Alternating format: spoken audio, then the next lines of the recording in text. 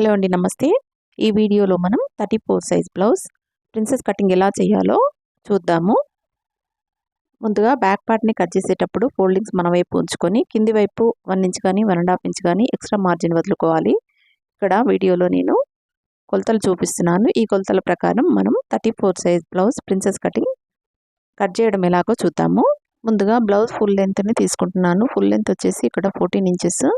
దీనికి 1 inch add చేసుకొని 15 inches వరకు ఫుల్ లెంత్ తీసుకొని రెండు వైపులా మార్కింగ్ వేసుకొని ఇలా స్ట్రైట్ లైన్ డ్రా చేసుకున్నాను. ఆ తర్వాత ఆర్మ్ రౌండ్ డౌన్ కోసం ఫార్ములాని కంపల్సరీగా యూజ్ చేయాలి. ఇక్కడ ఫుల్ బస్ డివైడెడ్ బై 6 చేసినట్లయితే మనకు 5.5 ఇంచెస్ వస్తుంది. దీనికి 1 ఇంచ్ యాడ్ చేసినట్లయితే ఆర్మ్ రౌండ్ డౌన్ అనేది వస్తుంది. ఇలా 6.5 ఇంచెస్కి ఆర్మ్ రౌండ్ డౌన్ అనేది మార్కింగ్ చేశాను. ఇప్పుడు షోల్డర్ మార్కింగ్ చేస్తున్నాను. షోల్డర్ మార్కింగ్ వచ్చేసి ఫుల్ షోల్డర్ డివైడెడ్ బై 2 చేసినట్లయితే హాఫ్ షోల్డర్ అనేది వస్తుంది. ఇక్కడ 7 ఇంచెస్ వచ్చింది నాకు. తర్వాత చెస్ట్లో 4th పార్ట్ని తీసుకోవాలి. ఫుల్ చెస్ట్ డివైడెడ్ బై 4 చేసినట్లయితే మనకు 8.25 ఇంచెస్ వచ్చింది. అలాగే వేస్ట్ కొలతలో 4వ భాగాన్ని తీసుకుంటాము. వేస్ట్ డివైడెడ్ బై 4 చేసినట్లయితే 7.25 ఇంచెస్ వచ్చింది. ఇక్కడ 7.25 ఇంచెస్ని మార్కింగ్ చేశాను. ఇక్కడ 1 ఇంచ్ డాట్స్ కోసం అలాగే 1.5 ఇంచెస్ అనేది మార్జిన్ కోసం తీసుకున్నాము.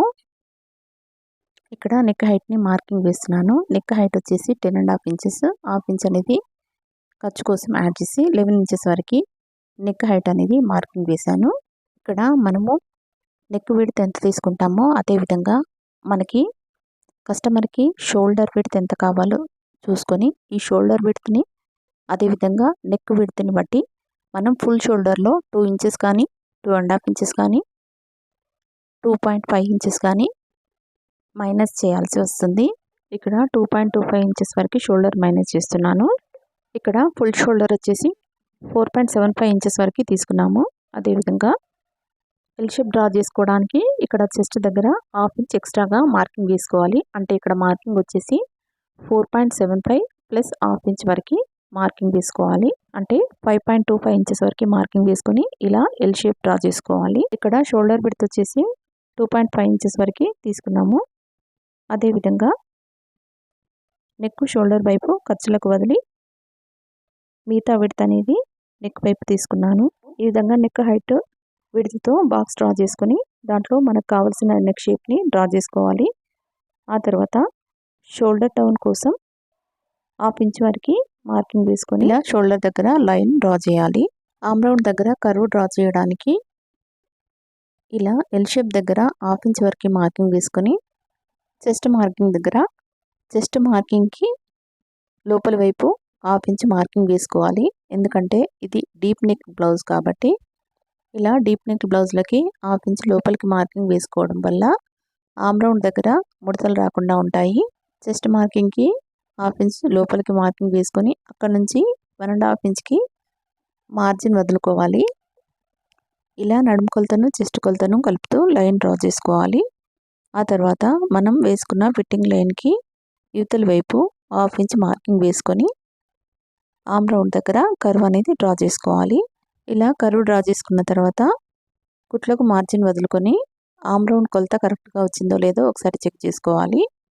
ఇక్కడ నాకు ఆర్మ్ రౌండ్ కొలత అనేది ఎక్కువగా వచ్చింది కాబట్టి దీనికి కొద్దిగా పైనకి ఇంకొక లైన్ డ్రా చేసి ఆర్మ్ రౌండ్ డ్రా చేస్తున్నాను.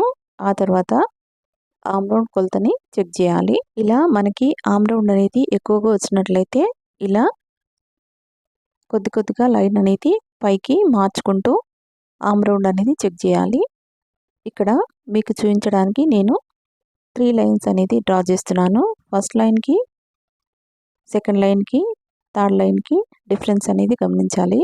ఇలా ఆర్మ్ రౌండ్ కొలత అనేది మనకి ఎక్కువగా వచ్చినట్లయితే కొద్దిగా లైన్ని పైకి జరుపుతూ ఆర్మ్ రౌండ్ అనేది డ్రా చేసుకొని కొలతను సరి చేసుకోవాలి.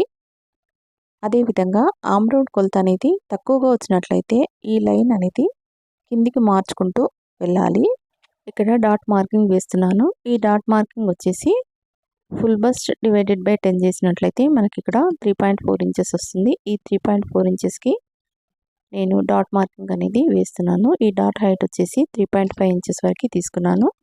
ఇక్కడ కింది వైపు హాఫ్ ఇంచ్ వరకు ఎక్స్టెండ్ చేసుకోవాలి. ఆ తర్వాత నడుము వైపు హాఫ్ ఇంచ్ వరకు ఇలా క్రాస్గా లైన్ మార్కింగ్ చేసుకోవాలి.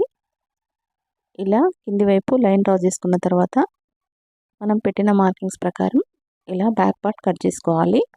వీడియో నచ్చితే తప్పకుండా లైక్ చేయండి, సబ్స్క్రైబ్ చేయండి. కొత్తగా నేర్చుకునే వాళ్ళకి ఈ వీడియోని షేర్ చేయండి.